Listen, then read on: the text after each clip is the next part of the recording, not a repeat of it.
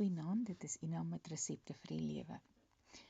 Ons is in die maand Augustus, maar in God se kalender is ons in die maand, die 6de maand, die maand Elul. En hierdie is 'n baie belangrike maand.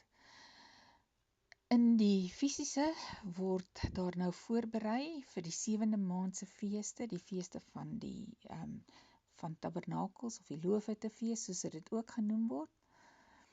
Maar in die gees is hierdie ontsettende belangrik, want selfs in die gees is ons nou in die 6de maand. Want die 7de maand verteenwoordig die koms van ons koning Yeshua Mashiach, Jesus Christus. Daar's 'n paar temas rondom die maand Elul wat baie belangrik is. Elul, die naam Elul is 'n akroniem wat afgelei is van die Hebreëse woorde Ani, Ledodi, Vedodili, wat beteken I am my beloved's and my beloved is mine.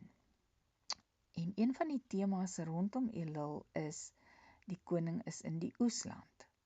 'n ander tema of 'n tema van Elul kan ons maar sê is Teshuva, en Teshuva beteken draai terug na God. Dis tyd van voorbereiding. Maar wat ook baie belangrik is, dit is ook die maand van romanse, want die bruid word geromance of die hof gemaak deur die bruidegom. Maar ek wil vandag so 'n bietjie gaan kyk na die koning is in die oesland. The king is in the field. Dis 'n liedjie wat gesing word om dit uit te jubel dat ons koning is op pad. Nou, die koning is in die oesland, kry ons 'n prentjie daarvan in Rit 3 vers 3. En ek kan eintlik nog 'n hele paar resepte hier uithaal, maar ek gaan net 'n baie kort gedeeltetjie uit Rit 3 doen. En dis waar Naomi vir Rit sê, was jou, maak jou mooi en trek jou klere aan en gaan na die dorsvloer toe. Kom ons gebruik die beeld van Naomi as die Heilige Gees, wat vir my en vir jou, wat bruid van Christus is, 'n boodskap kom gee. Was jou, maak jou mooi, trek jou klere aan en gaan na die dorsvloer toe. Elkeen van hierdie goed het 'n profetiese betekenis. Was jou praat van doop in die eerste plek, maar dit praat ook van, onthou ons het geluister nou die dag na die woord wat ons skoon was, the washing of the word.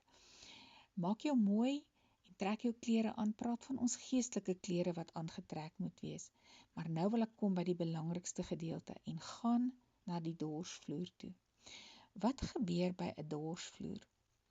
In die Bybelse tyd sou hulle die dorsvloer gebruik het om al die koring bymekaar te maak, en dan as alles geoes is, dan steek die persoon wat dan nou die koring moet wan, 'n groot vurk in die koring in, en dit word in die lug opgegooi, en hierdie word gewoonlik gedoen in die aand, of vroeg in die aand as die aandwindjie waai, vroeg laatmiddag, en dan kom die aandwindjie en waai al die kaf weg, en die koring val terug op die grond. En nou is die boodskap van Naomi vir Rit, gaan na die dorsvloer toe. Maak jou reg, gaan na die dorsvloer toe. Want sy moes Boas daar gaan ontmoet. Nou Boas is ons prentjie van die koning in die oesland. Bruid van Christus, boetie, sissie, hier's 'n baie belangrike boodskap in hierdie kort sinnetjie. Was jou beteken maak skoon, maak klaar met hierdie goed, daai teshuva wat ek net nou van gepraat het. Maak klaar met die goed in jou lewe wat nie hoort in die bruid van Christus se lewe nie. Trek jou geestelike klere aan, maak seker dat jou geestelike klere skoon is. Maar die belangrikste weer eens, gaan na die dorsvloer toe. Dalk voel dit vir jou of jy hier in die lug hang tussen hemel en aarde. En jy weet nie wat is aan die gang nie.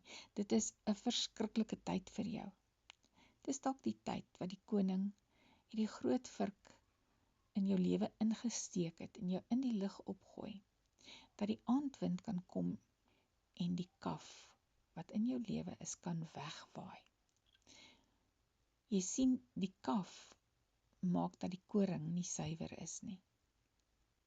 En ons kaf moet weggevat word. Die kaf en die koring moet van mekaar geskei word. Johannes die Doper praat oor Yeshua, oor Jesus, en hy sê in Matteus 3 vers 12, hy het 'n skop in sy hand en hy sal sy dorsvloer deur en deur skoonmaak. Sy koring sal hy na die skuur toe bring, maar die kaf sal hy met 'n onblusbare vuur verbrand. Die Heilige Gees sê vir ons vandag, gaan na die dorsvloer toe. Gaan maak reg, gaan maak skoon, gaan sorg dat die kaf uit jou lewe verwyder word. Jy sien, dis iets wat ons moet kies. Dis 'n keuse wat ons moet maak, om gereed te moet maak, skoon te kom, want die koms van ons bruidegom is voor die deur. Bruid van Christus, was jou, maak jou mooi, trek jou klere aan en gaan na die dorsvloer toe. Ons koning, u wat in die dorsland is, in die oesland, besig om die oes voor te berei. Wil u ons asseblief kom help om onsself neer te lê en te sê, hier is ek, help my om die kaf van die koring te skei in my lewe.